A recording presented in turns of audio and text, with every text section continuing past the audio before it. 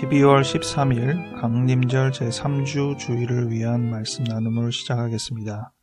오늘은 주일 성서 일과 중에서 시편 126편을 가지고 울며 씨 뿌리는 자라는 제목으로 말씀을 나누겠습니다. 2020년이 오늘을 제외하고 주일은 2번이 남았군요. 2020년 표어는 새로운 경험, 행동 강령은 더 나은 본향을 향해 가는 나그네입니다. 2020년 기도문을 따라해 주시기 바랍니다. 우리를 새롭게 하시는 하나님을 찬양합니다. 우리가 경험하는 모든 일들이 주님의 계획과 섭리 안에 있음을 고백합니다. 놀라운 하루를 열어주소서. 우리가 맞이하겠습니다. 예수 이름으로 아멘. 시편 126편 읽어드리겠습니다. 여호와께서 시온의 포로를 돌려보내실 때에 우리는 꿈꾸는 것 같았도다. 그때에 우리 입에는 웃음이 가득하고 우리 혀에는 찬양이 찼었도다. 그때 문 나라 가운데에서 말하기를 여호와께서 그들을 위하여 큰 일을 행하셨다 하였도다. 여호와께서 우리를 위하여 큰 일을 행하셨으니 우리는 기쁘도다. 여호와여 우리의 포로를 남방 시내들같이 돌려보내소서. 눈물을 흘리며 씨를 뿌리는 자는 기쁨으로 거두리로다. 울며 씨를 뿌리러 나가는 자는 반드시 기쁨으로 그 곡식단을 가지고 돌아오리로다. 아멘. 강림절 제3주 주일 성서 일과는 이사야서 61장 1절부터 4절, 8절부터 11절, 시편 126편, 누가복음 1장 47절부터 55절, 데살로니가전서 5장 16절부터 24절, 요한복음 1장 6절부터 8절, 19절부터 28절입니다. 오늘은 이 중에서 시편 126편을 중심으로 같이 말씀을 나누려고 하는데요. 특별히 5절과 6절을 주목하였습니다. 5절과 6절에는 비슷한 내용이 반복되어 나오고 있습니다. 오늘 제목에 가까운 부분, 5절에는 눈물을 흘리며 씨를 뿌리는 자라고 나와 있고요.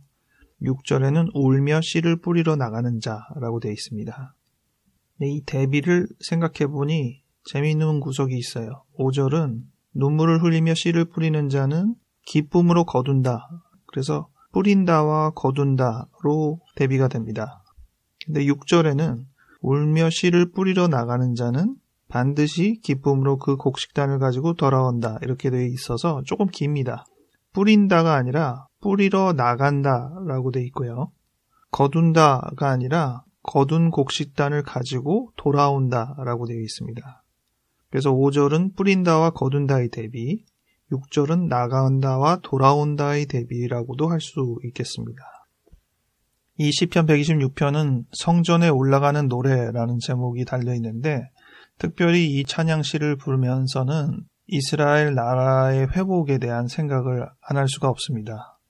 시온의 포로가 돌아오는 부분에서 부르는 노래거든요. 포로들이 다시 이스라엘 땅으로 귀환하는 그 장면을 상상하면서 이 성전에 올라가는 노래를 부르는 것입니다.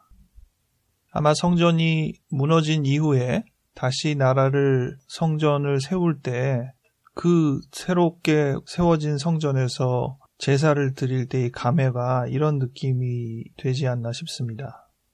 모든 게 다 무너지고 아무것도 없는 곳에서 다시 예전처럼 성전을 세우고 거기서 예배드리는 그 기쁨을 어떻게 말로 표현할 수 있겠습니까? 오늘 제목의 내용 부분을 세 부분으로 나눠서 생각해보면 첫 번째는 울음입니다. 울며 씨를 뿌리는 자라고 했는데 울음이 우선이죠. 슬픈 것입니다. 왜 슬플까요? 오늘 본문에 따르자면 나라를 잃어서 침략을 당해서 자기의 주권을 제대로 표현할 수 없는 상황에 놓인 것을 말합니다. 그들이 하는 노동이라는 것은 남을 위한 노동이겠죠. 게다가 거기서 나온 소출은 기대감을 더 키우는 것이 아니라 절망을 더 키우는 꼴이 됩니다. 만약 자기가 자기의 땅에 경작을 해서 씨를 뿌리면 그것이 10배를 거둘 때 기쁘고 100배를 거두면 더 기쁘고 할 일이겠지만 남의 땅에서 또는 실은 자기 것이었는데 빼앗긴 그 땅에서 경작을 하며 소출이 더 많이 늘어나면 기쁜 것이 아니라 훨씬 더 절망스럽지 않겠습니까? 이렇듯 이 울음 속에는 나라 이름, 남을 위한 노동, 또 희망의 단절 이런 의미들이 포함이 되어 있고 그와 함께 울며 씨를 뿌린다는 거예요. 저는 이 부분에서 조금 더 묵상을 하게 됐는데 포기하고 절망하면서 울고 낙담할 수는 있는데 그러면서 씨를 뿌린다는 건 무엇일까? 여기서도 다양한 의미가 있을 텐데요. 첫 번째로는 전혀 원하지 않는 노동이지만 해야 하는 것입니다. 나라를 빼앗긴 사람으로서 침략자들이 시키는 일을 하는 것이죠. 또는 생존을 위해서 어쩔 수 없이 최소한의 일을 하는 것입니다. 이러한 일들은 그야말로 수동적인 일이고 맡겨져서 어쩔 수 없이 하는 일이라고 해야겠습니다. 물론 조금 더 긍정적으로 보자면 지금 내가 하는 이 일이 아주 미천하고 부족하지만 그것이 다시 나라를 되찾거나 사람들의 마음을 다시 모으는 아주 작은 씨앗이 되기를 바라는 마음에서 작은 희망의 노력을 진행할 수도 있겠습니다. 지금은 매우 절망스럽고 기대가 없지만 그래도 포기하지 않고 무언가를 할 때 나중에 거둘 수 있다. 이러한 식으로 이 말씀의 의미를 부여하게 되기도 할 것입니다.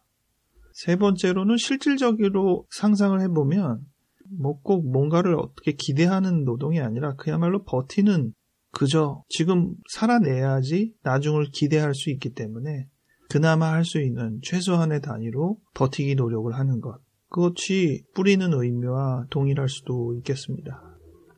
어쨌든 울며 낙담하고 절망하고 있을 때에도 씨를 뿌리는 행위를 한다는 것.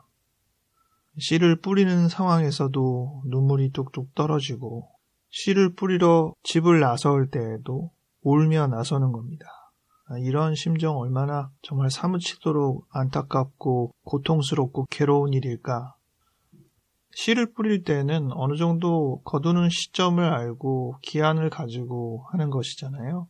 이런 식으로 뭔가 기한이 있으면 지금 당장 무엇인가 성과가 없어도 우리는 좀 기대할 수가 있고 아주 절망하지 않게 될 수도 있는데 기한도 없다고 쳐보세요. 특히 나라를 빼앗긴 입장에서 언제 회복될지도 모른다 이렇게 생각해보면 기한도 없는 기대이기 때문에 더 막연하고 더 어려울 수 있을 것입니다. 이런 가운데 시편 기자가 울며 씨를 뿌리는 자는 기쁨으로 거둘 것이다. 말씀을 통해서 우리를 격려하고 위로하고 분명한 것은 씨를 뿌리는 그 행위라는 점입니다. 오늘 이 시편의 말씀을 다른 주일 성서 일과 본문들이랑 연결지어서 생각을 해보려고 합니다. 다른 주일 성서 일과 중에 세 부분을 제가 연결해 보았습니다. 먼저는 이사야 61장 본문 중에서 4절을 연결을 했습니다. 읽어드리겠습니다. 그들은 오래 황폐하였던 곳을 다시 쌓을 것이며 옛부터 무너진 곳을 다시 일으킬 것이며 황폐한 성읍 곧 대대로 무너져 있던 것들을 중수할 것이며.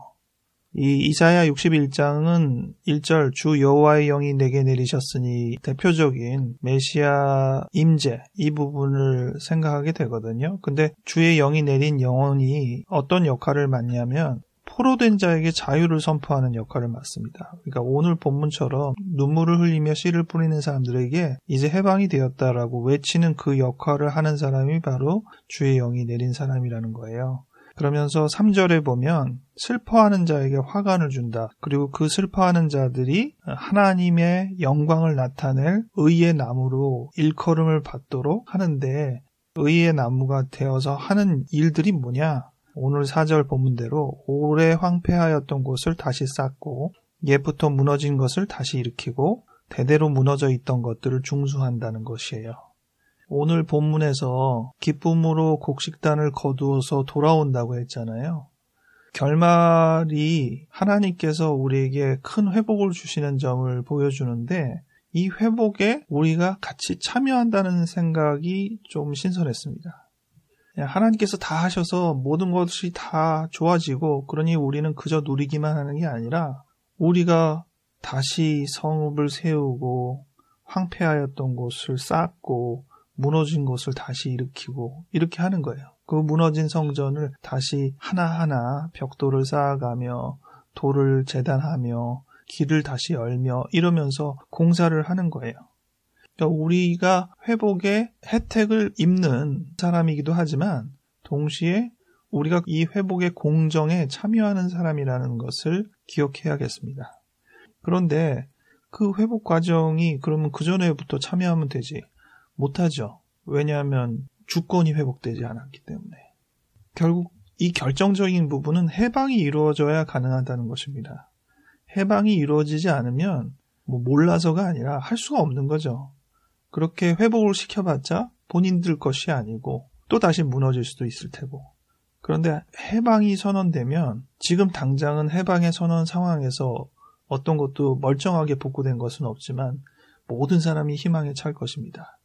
다시 세워야지 하면서 하나하나를 이루어 나갈 것입니다. 그래서 약속의 성취라는 것은 모든 것이 다 끝난 그 부분을 생각할 수도 있지만 해방의 선언이야말로 약속의 성취 아주 결정적인 부분이고 그 성취 상황에서 우리는 그저 혜택을 입는 사람으로서만 놓이는 것이 아니라 이제 이 회복의 과정에 전적으로 참여하는 참여자가 되는 부분임을 생각하게 됩니다. 그 다음 성경은 누가복음 1장 47절부터 55절 마리아의 찬가에 대해서 생각을 해보았습니다. 이것은 오늘 주요 본문인 시편 126편과 병렬로 연결되어서 둘 중에 하나를 읽도록 채택되어 있는 것입니다. 그러니까 시편 126편을 골랐으면 사실 누가복음은 덮어도 되는 성경이긴 합니다. 근데 두 부분에서 또 연결고리가 있기 때문에 이 마리아의 노래를 생각해 보았습니다. 누가복음은 특별히 이 마리아의 찬가를 기록하므로 다른 공강복음, 요한복음에서 있지 않은 마리아의 고백을 우리가 절절히 볼 수 있었는데요. 48절이 마리아의 심정을 가장 대표적으로 보여주는 부분입니다. 그의 요정의 비천함을 돌보셨음이라. 보라 이제후로는 만세의 날을 복이 있다 일컬으리로다. 성령이 임하여 잉태된 이 마리아에게 가장 강렬한 그리하여 하나님을 찬양하게 되는 결정적인 부분은 하나님이 나의 비천함을 들으사 이제 나를 복된 자로 세우셨다는 점입니다. 여기서 비천함과 복된 자의 대비가 나옵니다. 울며 씨를 뿌리는 자와 기쁨으로 씨를 거두는 자의 대비처럼 나옵니다. 이 비천함이라는 부분은 상대적입니다. 뒤에 51절부터 53절까지 보면 이 비천함을 만들게 되는 상대의 역들이 나오는데 교만한 자, 권세 있는 자, 부자 이런 특성들이 마리아를 비천하게 만드는 주범들입니다. 상대적인 비교와 억압으로 마리아는 누구보다도 더 강렬하게 비천함을 경험했습니다. 그런데 이제 복을 받았습니다. 비천한 자가 복을 받고 53절에 보면 줄인 자가 복을 받고 우리가 마리아를 처녀가 잉태하는 순결함의 상징으로 생각하게 되는데 그 부분만큼이나 더 중요하게 생각해야 할 것은 마리아가 비천한 사람이었다는 것이죠. 그리고 성령의 잉태가 그를 복된 자의 위치로 탈바꿈했다는 것입니다. 처음에 제가 시편 126편을 읽을 때에는 강림절 주간에 어울리는 성경인가 조금 의아스럽긴 했습니다. 그런데 생각해보면 우리가 주님이 오심을 기다리는 여러 이유 중에 하나는 지금의 상황에 불만을 갖기 때문이라고 봐야겠습니다. 우리가 너무 비참한 것입니다. 우리가 너무 슬프고 너무 고통스러운 것입니다. 하지만 그렇다고 해서 거기서 주저앉아 있는 게 아니라 한숨 쉬며 그저 쓰러져 있는 것이 아니라 씨를 뿌리는 것입니다. 무언가 하고 있는 것입니다. 이 부분이 기다리는 자세에 어떠한 것이 필요한지를 생각해 보게 하는 대목입니다. 마지막으로 관련된 성경으로 읽을 부분은 요한복음 1장 25절입니다. 세례 요한에 대한 이야기고 여기서 요한에게 질문하는 사람이 있죠. 제사장들과 레위인들을 유대인들이 보냈다고 했습니다. 그들이 질문을 한 가장 대표적인 질문은 요한 너는 누구길래 이런 일을 하느냐 이것입니다. 너가 누구냐라고 하면서 결과적으로 세 대상을 확인하게 되는 꼴입니다. 너가 그리스도냐, 너가 엘리야냐, 너가 선지자냐, 이렇게 확인하는 것으로 보입니다. 여기에 대해서 요한이 다 아니라고 얘기를 했거든요. 그랬더니 25절에 이렇게 되어 있습니다. 또 물어 이르되 내가 만일 그리스도도 아니요 엘리야도 아니요 그 선지자도 아닐진데 어찌하여 세례를 베푸느냐. 너가 무슨 권한으로 이 일을 하느냐, 이러한 차원의 질문이니까 그 정도로 들었는데, 오늘 본문을 연결지어서 생각할 때 이 씨 뿌리는 자의 이 씨 뿌림이 오늘 세례 요한의 내용과 가장 연결지어서 생각되는 부분이 세례였습니다. 넌 그리스도도 아니잖아. 엘리야도 아니고 선지자도 아니고 근데 왜 세례를 주니? 이렇게 묻는 거예요. 뒤집어 생각해 보면 아니 내가 그리스도도 아니고 엘리야도 아니고 선지자도 아니지만 세례를 주는 게 뭐가 어때서? 이렇게 얘기할 수도 있잖아요. 세례라는 행위가 예식이 이미 정해져 있었던 것도 아니고 그런데 이것을 그 정도의 위치가 되어야만 꼭 하는 일이야? 이렇게 반문할 수도 있을 것입니다. 세례 요한의 입장으로만 생각할 일이 아니라 우리 입장에서 이 말씀을 조금 더 현실적으로 적용을 해보자면 나는 지금 너무 슬픈 겁니다. 나라 이름에 대한 서름에 머물러 있는 사람은 아니지만 무언가 억압되고 잘 안 풀리고 희망이 없는 상태의 내 자신을 충분히 생각해 볼 수 있습니다. 그런데 나에게 필요한 일은 무엇이냐? 씨를 뿌리는 일이라는 것이죠. 비록 슬프지만 눈물이 나지만 씨를 뿌리는 것입니다. 요한이 세례를 베풀듯이. 그렇게 생각해 보니까 요한이 세례를 주는 것도 그렇고 요한의 세례를 받는 것도 그렇고 눈물을 흘리며 씨를 뿌리는 그리고 울면서 씨 뿌리러 집 앞을 나서는 심정과 매우 비슷했을 것이라는 생각이 드네요. 절망 가운데서 그들은 어떤 마음 자세를 가지고 그 행위를 했을까? 그 행위에 어떤 의미와 가치를 부여했을까? 어쩌면 그 행위 자체도 절망의 연장선에 놓일 수는 있지만 그럼에도 불구하고 그 행위를 하게 되는 그들의 심정, 그 심정을 오늘 저에게 담아봅니다.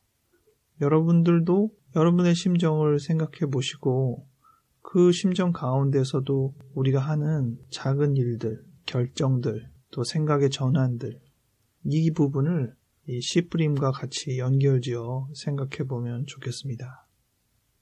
기도하겠습니다. 하나님 아버지, 강림절 세 번째 주를 맞았습니다. 이제 다음 주에 예수께서 이 땅에 오심을 기념하는 성탄절을 보내게 됩니다. 우리가 어떤 마음을 지니고 이 한 달을 보내고 있는지 다시 돌아봅니다. 하나님, 내 자신도 그러하고 우리 주변도 그러하고 눈물을 흘리는 사람이 있습니다. 우는 사람이 있습니다. 주님께서 애통하는 자에게, 마음이 가난한 자에게 복이 있다고 하신 그 말씀과 같이 지금의 상황 속에서 낙심하며 무기력한 채로 놓여있는 사람이 있습니다. 하지만 그저 주저앉아 있지 않고 씨를 뿌리고 있는 사람들이 있습니다. 그들의 이 작은 행위를 주님 불쌍히 여겨 주시옵소서. 우리도 함께 씨를 뿌립니다. 눈물을 흘리며 울며 발걸음을 내딛습니다. 하나님 함께하여 주시옵소서. 우리에게 희망을 보여주시옵소서. 그날에 기쁨의 노래를 부르며 곡식단을 들고 집으로 귀가할 수 있는 우리가 되게 하옵소서. 포로가 다시 고향에 돌아오는 것과 같이 마리아가 비천하면서 복된 자로 세움을 입은 그 놀라운 심정과 같이 우리의 마음을 드높여 주시옵소서. 우리는 주님께서 우리에게 영광을 허락하실 그날을 기다립니다. 예수 이름으로 아멘.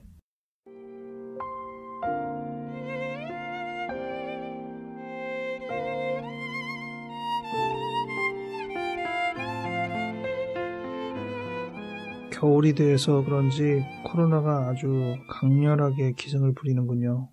평소보다 훨씬 더 생활에 단속이 있어야 할 텐데, 게다가 또 다음 주부터는 많이 추워진다고 하니까 돌아오는 주에는 영하 10도까지 떨어진다고 했기 때문에 완연한 겨울을 경험하겠구나 이런 생각을 했습니다.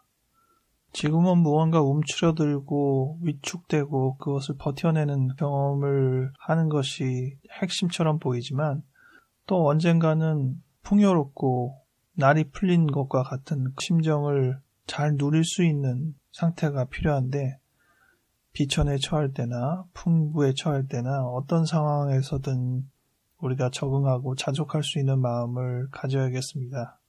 지금은 좀 허리띠를 조여매는 부분에 더 익숙해지기를 바라고 언젠가는 별로 멀지 않은 시간에 풍요로움에도 불구하고 겸손할 수 있는 마음을 간직해야 할 것입니다. 하루하루 건강하게 잘 보내시고 다음 주에 다시 뵙겠습니다.